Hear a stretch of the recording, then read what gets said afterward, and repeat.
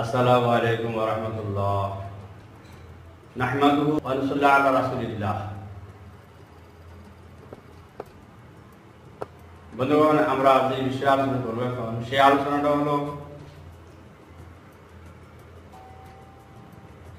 মানুষের শারীরিক ব্যাপারে। আল্লাহ পাক আমাদের অঙ্গ প্রত্যঙ্গ অনেক দান করেছে, যেখানে যেটা বসানোর দরকার সেখানে সেইভাবে বসে আল্লাহ পাক আমাদেরকে সুন্দরভাবে সৃষ্টি করেছে। তো এখানে যে প্রশ্ন করা হচ্ছে যে মানুষের ভুরু উঠানো জায়েজ কিনা, মানুষের ভুরু উঠাইয়া সৌন্দর্য করে। আল্লাহ রাব্বুল আলামিন পাক আমাদের ঘোষণা করেন, লাকাদ খালাকনাল ইনসানা ফি আহসানি তাকওয়িম।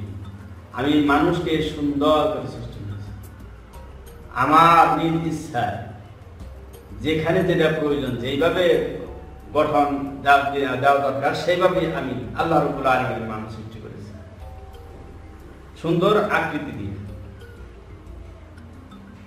তবে যেখানে নাক বসানো দরকার সেখানে নাক বসাইছে, কানের জায়গায় কান, চোখের জায়গায় চোখ, মাথার চুল, পুরুষের দাড়ি মহিলার দাড়ি নাই, আবার মুখ, শরীরে লোম ইত্যাদি, একটা হাতের 5টা আঙ্গুল, পায়ের 5টা আঙ্গুল এবং আঙ্গুলের মাথায় নখ, সেগুলার কাটার হুকুম আছে। বিভিন্ন আদেশ আছে, কিছু কিছু কাটার আদেশ, কিছু কিছু ছাড়ার আদেশ, আর কিছু কিছু কিছুই করতে হবে না। অর্থাৎ আমাদের মাথার চুল বড় হয় না কাটতে হয়, বুড়ো বড় হয় না কাটতে হয় না, মুখ বড় হয় কাটতে হয়, দাড়ি বড় হয়, এটা এক মুষ্টির বাইরে কাটা যায়। তবে বুড়ো উঠানো যায় কিনা এই সম্পর্কের কথা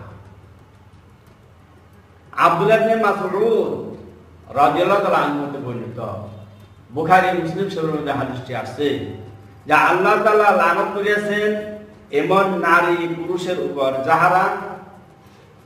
যাহারা অপরের উল্কি করে এবং নিজের সঙ্গেও করায়, এবং যাহারা কপালের বুরুর চুল উপরে ফেলে, আর যাহারা সৌন্দর্যের জন্য দাঁত শুরু করে ও উহার ফাঁক বড় করে, যাহারা আল্লাহর সৃষ্টিকে বদলে।